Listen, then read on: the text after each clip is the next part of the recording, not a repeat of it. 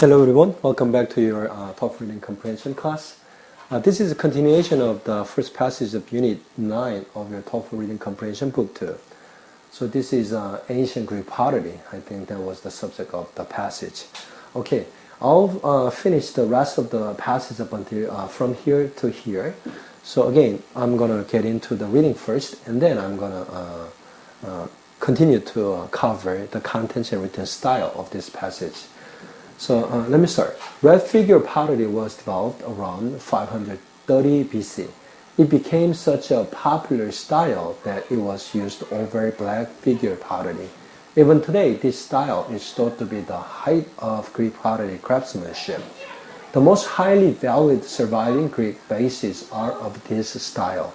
The process that resulted in a finished piece of this type of pottery required close cooperation between the potter and the painter. In this process, the painter would create a design on the vase before it was fired. Since the vase was unfired, the paint and the clay were the same color, and the painter had to create the design without being able to see it. After the potter fired the vase, the design would become visible. This process required the painter to work very quickly and precisely, relying only on his memory. The painters of these vases rarely signed their names, so the only way scholars of modern times can identify these artists are by the images they repeatedly painted. For example, one of the greatest vase painters is known as Achilles Painter, since his most common subject choice was the Greek character of the name. Another way painters are identified is by the name of the potter they worked for. Potters often sign their names on the vases. So the painter who worked for Chiliophorais is identified as Chiliophorais painter. Okay, I think it was really easy to follow, and it was a simple continuation of the contents in terms of the prior part of the passage. So it was good, in my opinion. How much were you able to understand? Let's check how much of your understanding is correct. Okay? Red figure pottery was developed around 530 BC. 그래서 빨간색 형태의 그 디자인을 가진 그 도자기류들은 developed, 개발되었답니다. 언제? Around 530 BC. 기원전 530년경에 발전되었답니다. 개발되었답니다. It became such a popular style that it was used over black figure pottery. So I think what does it refers to? It refers to red figure pottery가 어떻게 되었답니다. Such a popular style. 그렇게 인기 있는 스타일이 되었답니다. 그래서 어떻게 됐답니까? That it was used over black figure pottery. 그래서 그것이 사용되는데 무엇이 red figure pottery가 사용됐는데 무엇보다 더 많이 사용됐답니다. 무엇보다 black figure pottery. 예전에 생겨났던 black figure pottery보다 더 많이 사용되게 되었답니다. 아시겠죠? Even today, 심지어 오늘날에도 this style is thought to be the height of Greek pottery craftsmanship. 그래서 이 스타일, which style? red figure pottery. 그죠? 무엇으로 생각되어진다, 간주되어진다 이 말입니다. thought to be. 무엇으로? The height of Greek pottery craftsmanship. 더 height 그러면 어떤 절정 이런 걸로 생각될 수 있습니다. 그죠? 높이니까 절정입니다. 그죠? 그래서 이 스타일이 무엇의 그리스 도자기류의 어떤 기술 혹은 장인 정신의 그런 최고봉으로 간주되어지기도 한다. 이 말입니다. The most highly valued surviving Greek vases are of this style. 그래서 그런 이유로 이런 것 같습니다. The most highly valued surviving Greek vases, 그러니까 주어죠. 그죠? 그래서 가장 높게 가치 먹여지는 남아있는 그리스의 화병들은 are of this style. What style? Which style? The red figure pottery style. 이 말입니다. 알겠죠? 그죠? 요 빨간 문양을 가진 그리스 도자기류들이랍니다. The process that resulted in a finished piece of this type of pottery. 요까지죠. 그죠? The process that resulted in a finished piece of this type of pottery required close cooperation between the potter and the painter. 그 과정, 어떤 과정인지 설명이 나옵니다. 그죠? 그 과정은 필요로 하답니다. 무엇이 필요로 하답니까? A close cooperation. 아주 긴밀한 협력이 필요하답니다. 누구와 누구 사이에? Between the potter and the painter. 도자기를 만드는 도공과 페인터, 그림을 그리는 그 미술가 사이의 close cooperation, 긴밀한 협조가 필요하답니다. 어떤 프로세스? That resulted in, 어떤 결과로 이어지는 그 과정입니다. 어떤 결과로 이어지는 과정입니까? A finished piece of this type of pottery.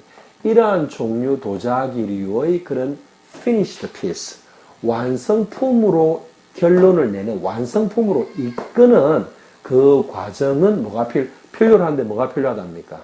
그 도공과 그림 그리는 사람 사이의 긴밀한 협조가 필요하답니다. 아시겠죠? 그죠? In this process, 역시나 red figure pottery를 만드는 이러한 과정들을 말하는 거겠죠. The painter would create a design on the vase before it was fired. 그래서 그림 그리는, 도자기 위에 그림 그리는 그 페인터, 그 그림 그리는 사람이 would create, 무엇을 창조한답니다. 만들어낸, 무엇을 a design, 어떤 그런 문양을 만들어내는데 어디에? On the base. 그 화병의 디자인을 만들어내는데 언제? Before it was fired. 그 화병이 구워지기 전에 그 화병의 디자인을 만들어낸답니다. Since the vase was unfired. 그 화병이 구워지지 않았기 때문에 왜? 구워지기 전에 문양을 그린다 그랬죠. 그죠? The paint and the clay. 그 clay, 어떤 도자기류의 그 어떤 clay, 그 점토와 도자기 형태를 잡아놓은 그 점토와 그 그림 사이에 were the same color, 색깔이 같답니다. 구워지기 전이기 때문에 유약으로 그림을 그리는데 그 도자기류에 그 이제 구워지기 전에 그 점토형의 도자기 형태를 잡아놓은 거 위에 그림을 그려봐야 색깔이 같답니다.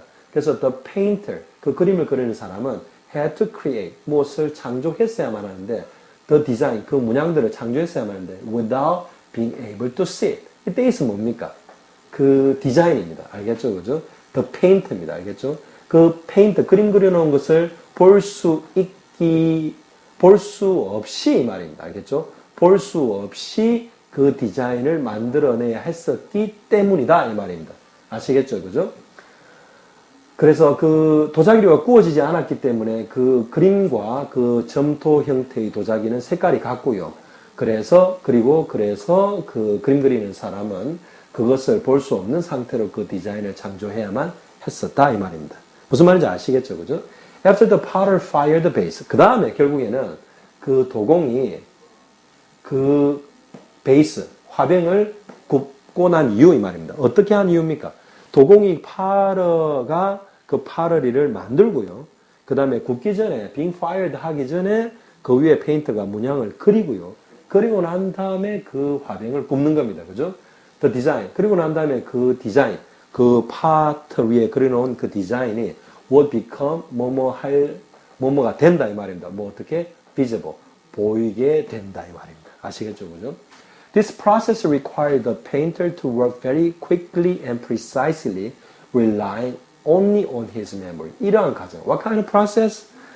Potter actually first makes the pottery, and then painter actually draw paintings on the unfired pottery, so the painter cannot see anything, even though he actually paints on it, but he cannot see any traces on it.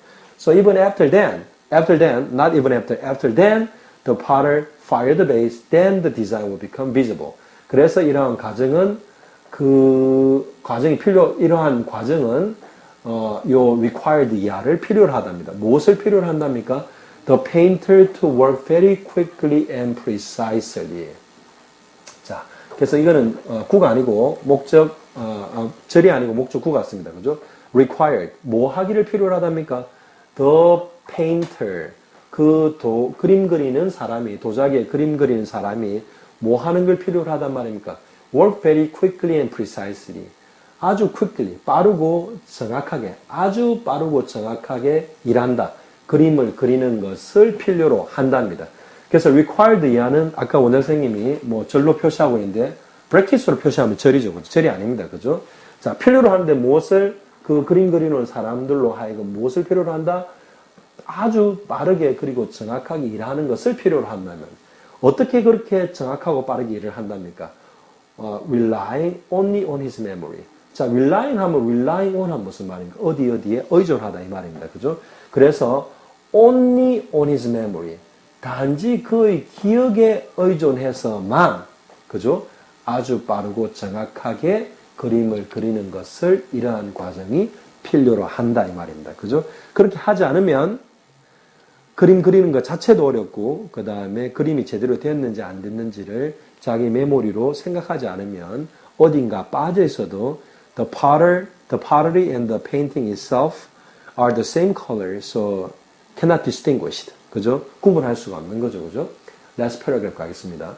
The painters of these vases, 이러한 그런 꽃병들의 화병들의 그 그림 그리는 사람들은 rarely sign their names. rarely 그럼 거의 안 한다 이 말입니다. 동사를 꾸며주죠. 그죠? rarely sign. 사인을 거의 안 한다 이 말입니다. 무엇을? their names. 그들의 이름을 그들의 작품에 어디? 요 베이스에 거의 사인을 안 한다 이 말입니다. So the only way scholars of modern times can identify these artists are by the images they repeatedly painted. 그래서 the only ways, 어떤 그 단지 방법들, 어떤 방법들입니까? Scholars of modern times can identify these artists. 자, 누가 scholars of modern artists, modern times은 무슨 말? 현대의 그 학자들이 이러한 예술가들, 어떤 예술가들? Painters on pottery, 이 말이죠. On ancient Greece times, 그죠? Especially those of the red figure pottery, 그죠? 이것을 확인할 수 있는 그 단지 방법은 무엇에 의한 거냐? By the images. 이미지에 의한 것이랍니다. 어떤 이미지? They repeatedly painted. 그 화가들이 repeatedly painted 한 무슨 말입니까? 반복적으로 그려내는 그 이미지에 의해서다 이 말입니다. 아시겠죠? 뭐가 그렇다는 말입니까? 현대의 그 학자들이 이러한 예술가들을 확인할 수 있는 그 단지 방법은 이 말. 어떤 그림을 어떤 그 페인터가 그렸는지를 알아내는 방법은 어떤 방법밖에 없다는 말입니까? 이름을 거의 사인하지 않기 때문에 그들이 반복적으로 그린 어떤 그런 이미지로 구분할 수밖에 없다는 말입니다. 아시겠죠? 그죠? For example, 예를 들어서 one of the greatest face painters is known as 뭐뭐로 알려져 있다. Achilles painter, since his most common subject choice was the Greek character of that name 이렇게 되어 있습니다. 그죠? 자, 그래서 예를 들면 for example 나오죠. 예를 들면 그 가장 대단한 그 화병의 그림을 그리는 사람들 중에 하나는 무엇으로 알려져 있답니다. 무엇으로 알려져 있답니까? 아킬레스 페인터. 여러분 아킬레스 요 발꿈치 뒤에 근육이 있죠. 그죠? 그 아킬레스 페인터라고 알려져 있답니다. 왜 그렇게 알려져 있냐면 his most common subject choice. 무슨 말입니까? 그 아킬레스 페인터라고 불리는 그 사람의 가장 흔한 어떤 그런 그림의 어디에 그리는 그림입니까? 파를 위에 도자기 위에 그 위에 그리는 그림의 가장 흔한 주제의 그 선택은 무엇이랍니까? The Greek character of that name. 그 이름 어떤 거? 아킬레스라는 그 이름에 해당되는 그리스 캐릭터. 여기서는 문자이겠죠, 그죠? 그 문자이기 때문에 그 사람을 지칭하는 그 이름이 아킬레스 페인터랍니다. 왜? 그 사람 이름을 알 수 없으니까 그 사람이 반복적으로 그리는 어떤 문양과 관계되는 어떤 이름을 그 사람의 이름으로 취급하는데 아킬레스 페인터 같은 경우는 요 아킬레스라는 이름에 해당되는 그리스 문자가 가장 그 사람이 흔하게 선택하는 그림의 주제이기 때문에 그렇답니다. 아시겠죠? 그죠? Another way, 또 다른 방법이 어떤 다른 방법입니까? 그 그림을 도자기 위에 그림을 그리는 사람들을 지칭하는 방법. 하나는 그 사람들이 반복적으로 그리는 어떤 문양과 관계에 있는 어떤 이름 짓는 명명법이고, 다른 하나는 another way, 다른 방법은 painters are identified. 자, 무슨 말입니까? 화가들이 painting is identified. 그러면 painters, 화가들이 identified, 확인되어지는 또 다른 방법은 이 말이죠, 그죠? By the name of the potter, by the name of the potter랍니다. 다른 방법은 뭐랍니까? 그 도자기, 그 그림이 얹혀지는 그 도자기를 만든 도공의 이름으로 그 사람들이 분류되거나 확인된답니다. 그게 identified 이 말이죠, 그죠? 어떤 도공들입니까? They worked for. 이때 they는 누구겠습니까? 이때 they는 페인터들입니다, 그죠? 그래서 그 화가들이 일을 해줬던 그 도공의 이름으로 그 그림 그리는 사람들이 확인되어지는 게 다른 하나의 방법이랍니다. Potters often sign their names on the vases. 그죠? 여기 보면 이게 나오죠, 그죠? 예를 들어서 the painters of the vases rarely sign their names. 그래서 그 도자기류에 그림 그리는 사람들은 그들의 이름을 거의 그 도자기류 위에 어떤 문양으로 남기질 않는데, 여기 보면 Potters often sign their names on the vases. 자, 이 도자기를 만드는 도공들은 종종 사인을 했답니다. 무엇을, 그들의 이름을 어디에? On the vases. 그들이 만드는 도자기류 위에 종종 사인했었답니다. 그래서 often이랑 rarely랑 완전히 다른 말이죠. 그죠? rarely signed 그러면 거의 사인을 안 한 거고요. often signed 하면 종종 사인한 겁니다. 그래서 종종 사인했기 때문에 the painter who worked for the kiliographs is identified as a kiliographs painter. 그래서 예를 들면 the painter who worked for Killiophras라는 사람을 위해서 일을 했던 그 그림 그리는 사람. Killiophras가 뭐겠습니까? 파르겠죠, 그죠? 그 도공을 위해서 같이 일을 했던 painter. Why? Because in the process of making red figure pottery, a close cooperation between a potter and painter is essential. 그래서 그런 파르가 있다면 당연히 페인터가 있었겠죠, 그죠? 그래서 Killiophras라는 사람, 그 도공을 위해서 같이 일을 했던, 도자기를 만들고 red figure style pottery를 만들기 위해서 같이 일을 했던 페인터는 is identified. 무엇으로 확인된답니다. 무엇으로 확인된다면 as a Killiophrase painter. Killiophras의 그림 그리는 사람이라고 또 확인된답니다. 그렇게 이름 붙여진답니다. 아시겠죠, 그죠? Okay, I think the passage as a whole is very interesting and very easy to follow. And based on the explanation on the passage, I could easily imagine how the pottery of ancient Greek times were made and how scholars have studied the differences and characters of those two most distinctive the pottery style, which is one is like red figure pottery, another one is a black figure pottery. Okay, I hope you study this again so you can have a clearer understanding about these different types of ancient Greek potteries. At the same time, you can also analyze the sentences on this passage as much as I have done like this. Okay, all right. I hope you study again for the whole passage so you can master the material, so you can show your proficiency on your quiz during the class. All right. Okay, on my next video, I'll cover the second passage of the unit 9. So until then, study hard, okay? I'll see you. Bye.